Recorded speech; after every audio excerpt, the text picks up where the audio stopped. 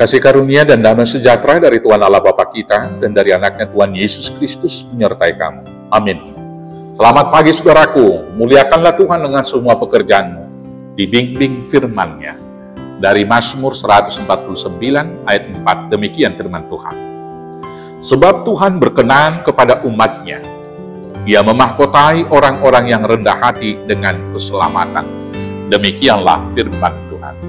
Bapak Ibu saudara-saudaraku yang terkasih dalam Yesus Kristus, dalam realita kehidupan kita, ada orang yang sombong atau angkuh atau congkak. Dan di sisi lain ada orang yang rendah hati. Kedua jenis orang atau manusia yang saya sebutkan tadi, hidupnya sangat kontras. Di satu sisi, orang-orang yang sombong seolah-olah lebih berkuasa dan lebih bersukacita. Dan dalam banyak hal kehidupan, mereka seolah-olah lebih mendominasi. Dalam penampilan mereka lebih wah dan lebih mendongakkan kepala. Dalam berbicara mereka selalu di atas. Dan seolah-olah mereka menang dalam segala hal. Sebaliknya, orang yang rendah hati sepertinya kalah dalam penampilan. Mereka lebih menunjukkan bahasa tubuh, lebih menunduk dan lebih mengalah. Dalam berbicara selalu di bawah. Dan juga demikian, seolah-olah sekali lagi kalah dalam segala hal. Tetapi benarkah demikian? Hari ini firman Tuhan mengatakan kepada kita, sebab Tuhan berkenan kepada umat-Nya. Ia memahkotai orang-orang yang rendah hati dengan keselamatan. Sebaliknya dengan firman ini, Yakobus mengatakan dalam Yakobus 4 ayat 6 dikatakan demikian. Allah menentang orang yang congkak, tetapi mengasihani orang yang rendah hati. Berangkat dari firman yang dua ini, sesungguhnya orang yang rendah hati hidupnya pasti lebih damai sejahtera. Karena apa? Hidupnya dijamin oleh Tuhan. Orang yang congkak, orang yang sombong, hidupnya pasti gelisah dan tidak pernah damai sejahtera dan tentram. Karena Allah, bahkan Allah sendiri menentang orang-orang yang congkak. Maka demikianlah sesungguhnya orang-orang yang congkak itu tidak pernah mendapat kemenangan, bahkan tidak dapat memenangkan diri sendiri. Orang-orang yang congkak tidak pernah merasa damai sejahtera karena apa? Orang lain selalu dilihat sebagai ancaman dan bahkan kepada dirinya sendiri pun dia tidak pernah berdamai. Sebaliknya orang-orang yang rendah hati, dia tidak pernah merasa terancam karena dia selalu merendahkan diri dan akhirnya Tuhan yang meninggikan. Maka orang lain tidak pernah dianggap sebagai ancaman untuk yaitu suksesi.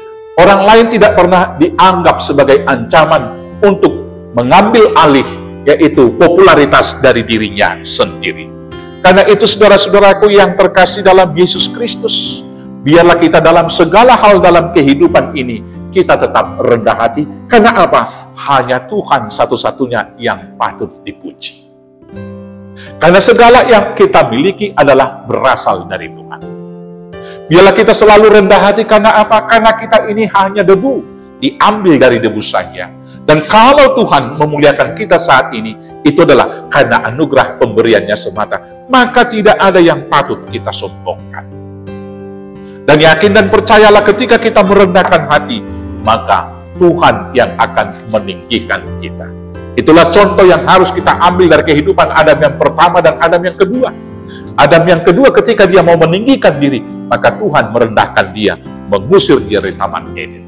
Adam yang kedua yaitu Yesus Kristus, ketika dia turun dari tahta, mengambil rupa seorang manusia dan menjadi hamba, maka kemudian dia ditinggikan dan seluruh lidah mengaku Yesus Kristus adalah Tuhan. Dan seluruh lutut bertelut dan menyembah namanya yang agung.